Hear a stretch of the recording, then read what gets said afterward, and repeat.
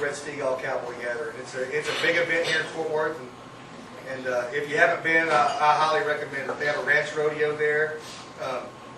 Where if y'all are not familiar with ranch rodeo, it's different than a regular rodeo. Each they have teams. It's a team event, and all the working ranchers, all the big ranchers, all send their teams in to compete in events like the ranch bronc riding, where you don't have to hold on with one hand if you don't want to, but you have to have a saddle with a horn on it. They have wild cow milking, and that's my favorite. Yeah, and they'll jack around.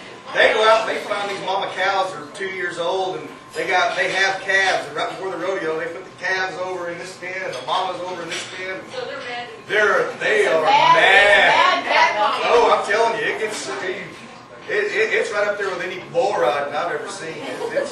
So do they have to fill up so much milk? No, they have to fill up. They have to put enough milk in a beer bottle that they can pour some out. Oh, a beer bottle has a very small opening. Yeah, exactly. And the judge is standing right here. They turn the cow out. The cowboy on horseback runs out there, ropes the cow. The rest of the cowboys run out there and mug the cow, which means they throw it down on the ground. And then they try to get some milk out. If they can throw her down. If they can't throw her down, they try to get it out by kicking and clawing and whatnot. And then they run with the bottle over to the judge, and they take that bottle and do like that. And as soon as a drop of milk pours out, the judge, then they time it. So if there's no milk that comes out, Has anybody tried to cheat, but like milk it before they go out? I totally do that. I can't speak for everybody, but that's not really the group that cheats. It's all about that. Man, if you get caught cheating in their world doing anything, you're black, you're gone. You're done. As it should be. You might as well go to work. Yeah. In that world, it's just lying. I'm sure it does. So a certain degree of lying is acceptable, and the world wouldn't go around with some degree of lying. Honey, how do I look? Wonderful. But I went to a wedding one time, and the bride and groom were, they were in their late 30s, and the preacher goes, "Okay, now I want y'all to take a good look at each other, because this is the best y'all ever gonna look." Right in front of everybody. That's all I got. Thank you, Terry. Yes, ma'am. When are you planning to be back with your truck wagon? November. November's when I bring the wagon. Just something else to screw up my deer season. And there was some mention earlier about a brunch or something. Oh, he does brunch at Fred's. I have brunch at Fred's. It starts at 10:30 in the morning and goes till 1 p.m. on Sundays only. Okay. You can't get burgers, so don't go in there. Well, I want a burger. What do you have? We have quail and eggs. We have chicken fried steak and eggs. We have homemade sourdough biscuits. We have, just give me 2 eggs and some hash browns. Type of breakfast. We have, we don't have any pancakes or anything like that. We have migas. We have huevos rancheros. We don't have any breakfast burritos or anything like that. Do what? Oh, we have mimosas, which is like the mafia paying the cops hush money. Here, honey. Hush. But we have a good time down there, and it gets pretty busy quick. So if you want to come down, I'd recommend getting there early. Right at 10:30 if you want a place to sit down. The weather's nice and we have a patio going outside. It's not so much. But, any other questions? What kind of beer do you drink? This is Bohemia, which is my favorite Mexican beer. Which I will drink any kind of beer. I'm not really, as long as it's cold.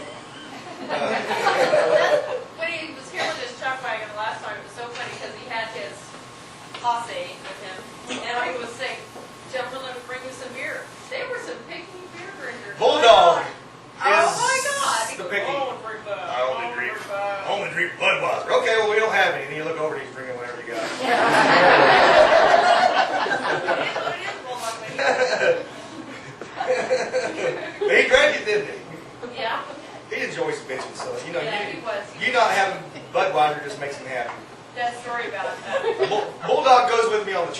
he's what you call the hood. The hoodlum, which is short for hoodlum. And that's the guy who peels the potatoes and washes the dishes, and he drives the hoodlum wagon, which is the other wagon with all the crap in it, and you know, that can't fit the chuck wagon. And the chuck wagon cook is the boss of the hood, except for Bulldog. Nobody's the boss of Bulldog. But, They're talking about that when Red Steagle showed up, I think he showed up at 4-6, and you cut all this firewood, and his crew came over and started stealing firewood right off. well, they weren't stealing it; they just didn't know any better. You know, yeah, he went over there and told them real quick that they wanted the food cooked at a certain time in the morning. They split their own firewood. But you know, it's a bunch of artists from California. They don't know anything about splitting no wood, or that they're even taking split wood somebody else split and they didn't have to. But anyways, working with Bulldog's a lot of fun. You know, like I say, he'd be here right now, but he's busy hauling the chuck wagon back to Fort Davis. We're cooking for St. Andrew's School on Tuesday, which is a private school over by TCU, and every March 2nd or somewhere around Texas Independence Day, we cook beef stew and cornbread there, and yee-haw, and answer all manner of questions you wouldn't believe it. You know, you sit there and you talk about cowboys and chuck wagons for an hour and a half, and you go, okay, anybody have a question? What happens if the chuck wagon cook dies? Yes, ma'am. Do you have a dog? So it's always a lot of fun to go with those kids. They come up with all kinds. But every year we do get, what happens if the chuck wagon cook dies? You know, well, somebody else starts cooking. Everybody acts like they don't know how to cook.